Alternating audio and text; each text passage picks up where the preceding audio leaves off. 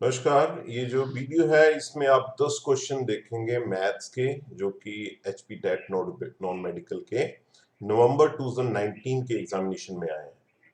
सो mathematics का ये होता है कि आपने फुल फ्लैश क्वेश्चन को सॉल्व नहीं करना होता है, सिर्फ आपने रिजल्ट को फाइंड करना होता है। तो वो जो हम डिस्क्रिप्टिव लिखते हैं क्वेश्चंस को, तो उस तरीके से नहीं है।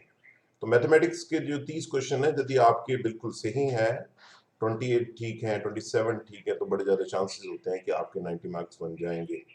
ओके, तो मैथमेटिक्स इज दैट थिंग जिसके कारण आप बोल सकते हो आप 90 से बाहर आगे जा सकते हो, जो पीछे रह सकते हो, यानी कि टैट क्लियर है या नहीं। तो बड़ा ही आसान है। इसको देखिए क्या है कि इसको सॉल्व किया गया है। सो फर्स्ट क्वेश्चन जो है वो 31st क्वेश्चन है। वो क्या है, बहुत ही सिंपल है, क्योंकि सिंपल तो होते हैं क्वेश्चन, पर जिसको नहीं आता तो ऑब्वियसली जिसका रॉन्ग आंसर है उसके लिए तो वो सिंपल है नहीं।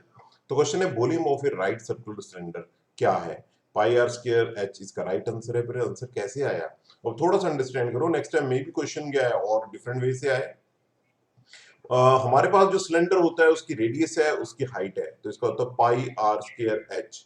और अब देखो कोरिलेशन होता है, जब नॉलेज हमारी है, जो अंडरस्टैंडिंग जो है, वो क्वेश्चन भी इसलिए डाला है कोरिलेशन। क्या आपको सभी के वॉल्यूम पता है या नहीं पता है?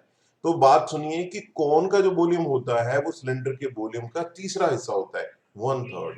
ओके, वही हाइट है, वही हाइट है, वही रेडियस है, और उसके अकॉर्डिंग ये 1/3 है। और यदि स्फीयर की बात करें तो स्फीयर का होता है 4/3 पाई आर क्यू।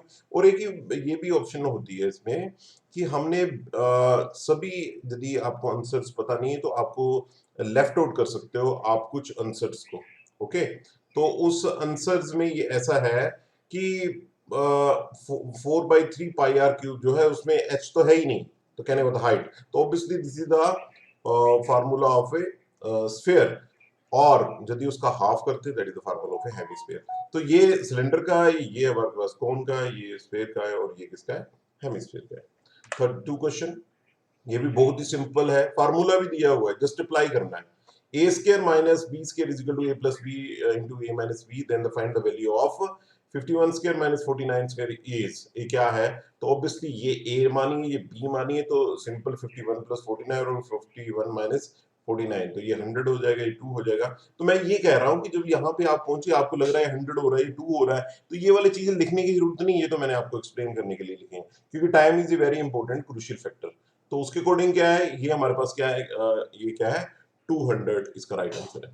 ठीक है, 33 क्वेश्चन क्या है, ये एपी का क्वेश्चन है। Find the 30th find the 30th term of AP, जिसके मेंबर्स क्या है, आइटम्स क्या है, 10 7 4। ये क्वेश्चन में टेक्निकल चीज देखो क्या है इंपॉर्टेंट, कि डी क्या है इसमें।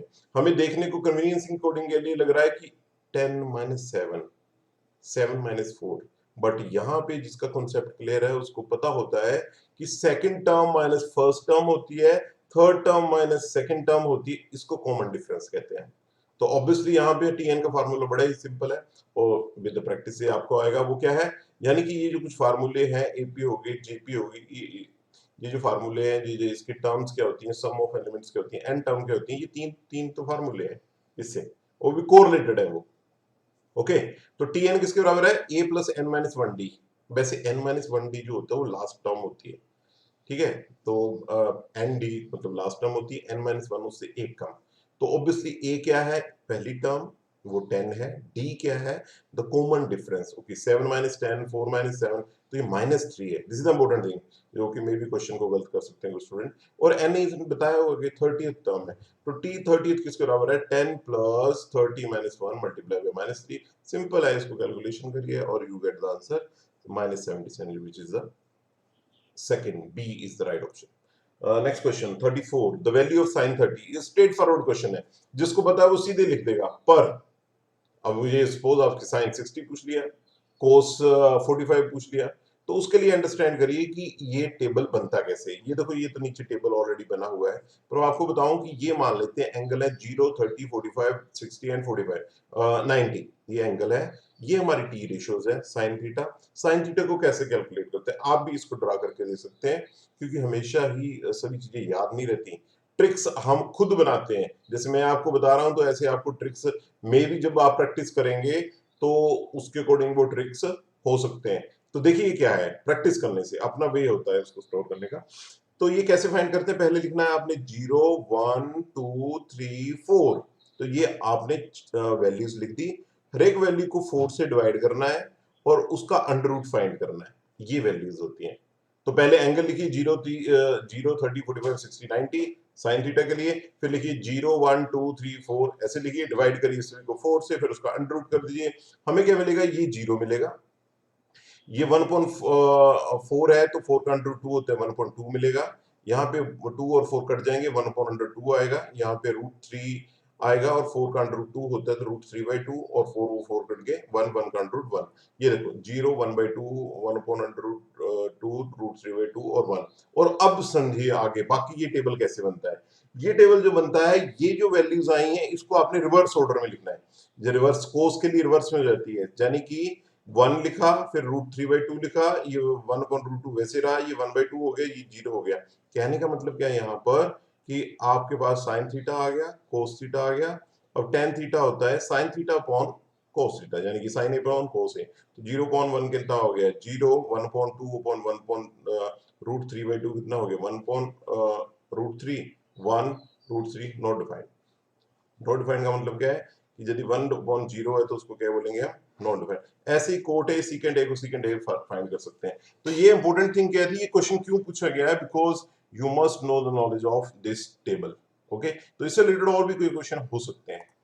35th question, the solution of the x in the equation. ये सिंपल इक्वेशन है, इसमें इसकी वैल्यू क्या है। तो इसमें भी टेक्निकल जो मैथमेटिकल एक हल्का सा कंसेप्ट ये है कि जब एक्स को हम रूट करते हैं तो प्लस माइनस के साइन आते हैं। इसका कारण देखो क्या है, -√2 को स्क्वायर करेंगे तो भी कितना आएगा, 2 आएगा।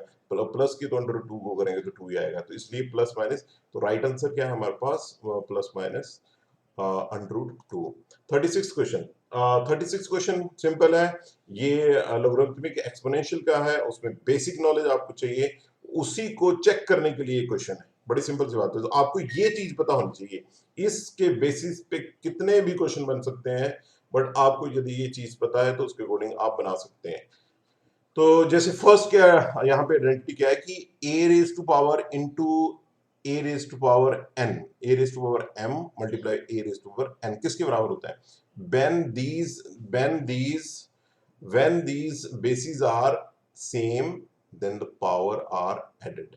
Okay, so is equal to a m plus n. Okay, दूसरी चीज क्या है, when a is if a raised to power m is equal to a raised to power n, the bases are same then the powers are equal, but it means m is equal to n। यदि दो चीजें पता है तो simple, यहाँ पे क्या लगेगा, बेस हमारे पास सेम है, पावर्स को ऐड कर दो। तो -5 प्लस -11 किए तो कितने हो गए, -16। जब बेस सेम है तो पावर्स इक्वल है, तो -16 is equal to 8x, x is equal to -2। Again आपको कह रहा हूं कि बड़ी ज्यादा कैलकुलेशन में नहीं जाना है, मैंने तो यहाँ पे एक्सप्लेन किया है।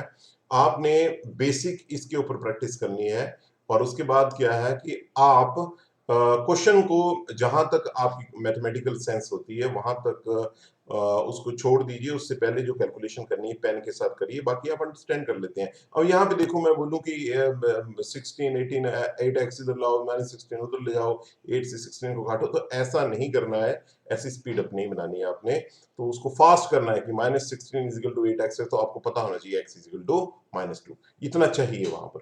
ओके, 37th क्वेश्चन, इसके बाद दो क्वेश्चन, तीन क्वेश्चन और है, 38 39 और 40। इस क्वेश्चन में देखिए क्या है, a number is multiplied by 2 and adding 7 to it, it becomes 49, find the number. So simple. तो ऑब्वियसली क्या यहाँ पे बना, मान लेते हैं नंबर क्या है x, तो 2x plus 7 is equal to 49, number का डबल प्लस 7। ओके, सो 7 उधर चला गया तो 42 आ गया। अब अगेन यहाँ पे 49 से 7 हम माइनस कर रहे हैं, तो ऑब्वियसली 42 और x की value 21 is the right answer. Okay, 38th question, Ram scored 504 marks in examination if its percentage of marks is 63, find the total marks. ये भी बहुत सिंपल है, हाँ सिंपल इन द सेंस कि जिसको सेंस है उसके लिए सिंपल है। तो राम के ना 504 नंबर है, वो 63% है। बताओ टोटल कितने मार्क्स हैं उसके, टोटल कितने मार्क्स थे। तो ऑब्वियसली क्या है, 63% ऑफ एक्स कितना है, 504। ओके, अब निकाल लो, अब बेसिक मैथमेटिक्स है अगेन, ऑब्वियसली वो प्रैक्टिस से आएगा। तो 63 अपॉन 100 x, और x को निकालना है तो 100 ऊपर मल्टीप्लाई होगा, 60 डिनोमिनेटर जा रहा है, इसको काट दो, answer is the 800। Okay, what is the solution of equation x minus 2y is equal to 4 is, हाँ यहाँ पे देखो इट इज वेरी, वो कहते हैं ना किसी का एप्टीट्यूड IQ चेक करना उसके पॉइंट ऑफ व्यू से, आप लगे रहो, आपको पता है कि दो वेरिएबल की इक्वेशन है, हाँ दो वेरिएबल की जब इक्वेशन होती है तो उसमें दो इक्वेशन चाहिए उसको सॉल्व करने के लिए, तो यहाँ पे x minus 2y is equal to 4 है, तो कैसे कर लेंगे, तो obviously hit and trial method करना पड़ेगा, जज करिए यहाँ पे कि कौन सी हम वैल्यू को पुट करें कि आंसर 4 आए, तो एक एक करके पुट करते रहो, आप पर डिपेंड है, या आप सीधे देख सकते हैं, तो जब मैंने इसको किया तो मेरे को तो सीधे लगा कि 4 और 0 होगा, तो उसके अकॉर्डिंग ये 4 और 0 वैल्यू पुट कर दी, we get the 4 answer, so right answer is the 40। This is the last question, इसके बाद हम नेक्स्ट वीडियो में अंडरस्टैंड करेंगे, हमारे पास 20 क्वेश्चन और हैं, तो ऐसे ही वो नेक्स्ट वीडियो में देखेंगे। सो ये क्या है, the complement of A angle 43 is, तो ऑब्वियसली इसमें कॉन्सेप्ट वो पूछना चाहता है कि आपको क्या सप्लीमेंट्री और कंप्लीमेंट्री एंगल्स के बारे में पता है, यदि ये पता है तो ये क्वेश्चन है, तो इसका आंसर को मत ढूंढिए, आप इसके कॉन्सेप्ट को अंडरस्टैंड करिए। सप्लीमेंट्री एंगल वो होते हैं जिनका जोड़ 180 होता है, कंप्लीमेंट्री वो होते हैं जिनका जोड़ 90 होता है, दिस इज द आंसर। तो ऑब्वियसली आपको पता है कि ये 43 है, 43 में कितने ऐड करेंगे कि हमारे पास क्या है 90 बन जाए, तो ऑब्वियसली उसमें कितना ऐड करेंगे 47 है, 47 A is the right answer. So thank you.